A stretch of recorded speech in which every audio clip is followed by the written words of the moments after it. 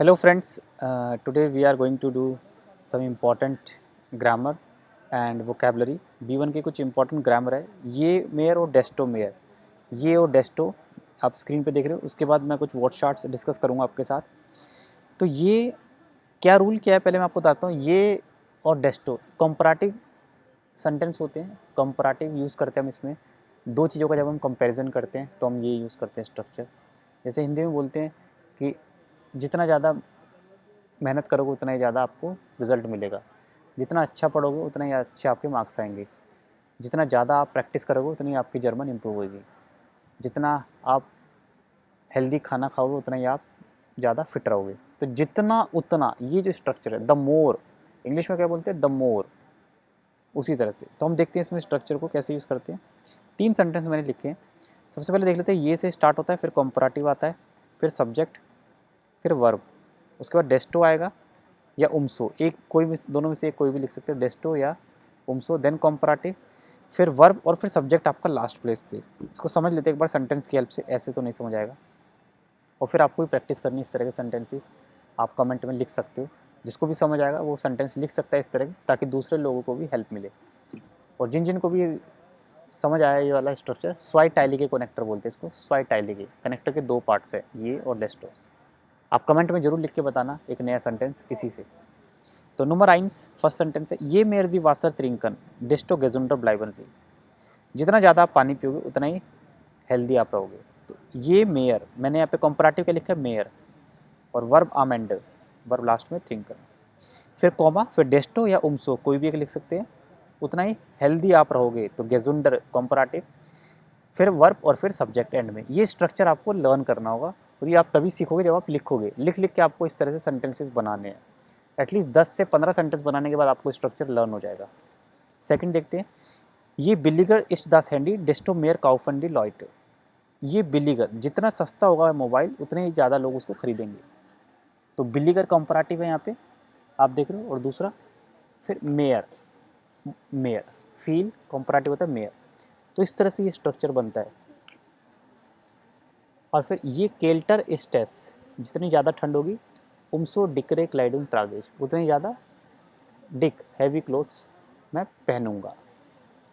तो आप देख रहे हो फर्स्ट पार्ट में कंपैरेटिव आता है और सेकंड पार्ट में भी कंपैरेटिव है. उसका प्लेसमेंट थोड़ा सा उमसो के बाद, डेस्टो के बाद. फिर नाउन है कोई, फिर वर्ब है और आम एंड. एंड में क्या है, सब्जेक्ट. ये सब सब्जेक्ट होते हैं. इश, यहाँ पे डिलॉयट है, यहाँ पे जी. ये पैटर्न है. इस तरह से आपको भी प्रैक्टिस करनी है. 10 से 20 सेंटेंस बनाने हैं.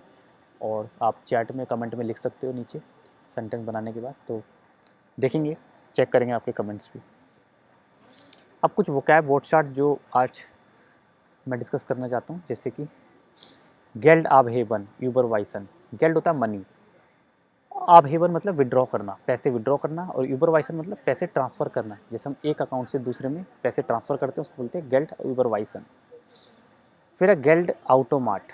गेल्ड ऑटोमाट होता है एटीएम मशीन जिससे हम पैसे विड्रॉ करते हैं, कैश विड्रॉल करते हैं.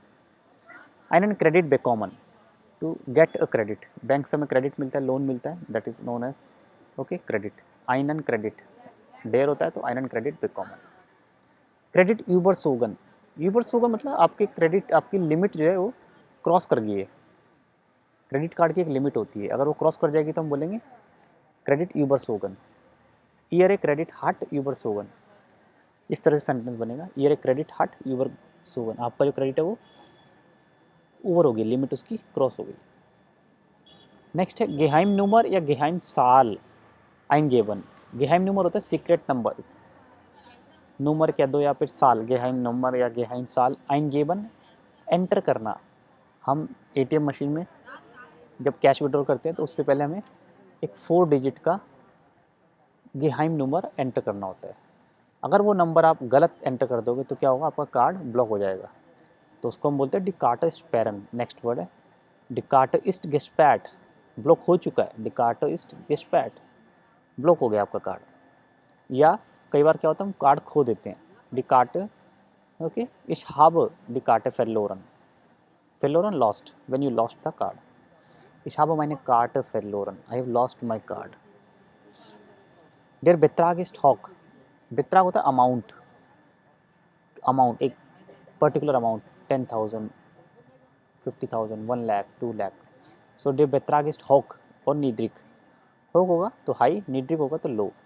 अमाउंट बहुत ज़्यादा है या अमाउंट बहुत कम है. तो बहुत सिंपल नॉर्मल वर्ड्स हैं ये, इसलिए मैंने लिखे ताकि आप इनको यूज़ कर सकते हो और कहीं ना कहीं आपके काम जरूर आएंगे. गेब्यूरन, डी गेब्यूरन, ये प्लूरल है. गेब्यूरन जो है क्या होता है, फीस, ये प्लूरल नाउन है हमेशा. डी गेब्यूरन होता है, प्लूरल होता है हमेशा. दास गेब्यूर भी होता है सिंगुलर, बट यहाँ पे मैंने डी गेब्यूरन लिखा है, फीस. द्रिंगन, द्रिंगन एक एडजेक्टिव है, इसका मतलब होता है अर्जेंटली. द्रिंगन, ठीक है, अर्जेंटली द्रिंगन. कुर्स फ्रिस्टिश और लॉन्ग फ्रिस्टिश, ठीक है. कुर्स फ्रिस्टिश होता है शॉर्ट टर्म के लिए और लॉन्ग फ्रिस्टिश होता है लॉन्ग टर्म के लिए. आपने क्रेडिट लिया कुर्स फ्रिस्टिश शॉर्ट टर्म के लिए, शॉर्ट ड्यूरेशन के लिए, 20 दिन 30 दिन. आपने क्रेडिट लिया लॉन्ग टर्म के लिए, long फ्रिस्टिश.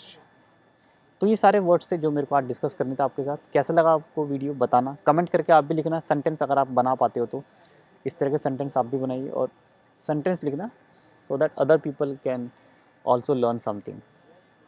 Thank you, bye bye.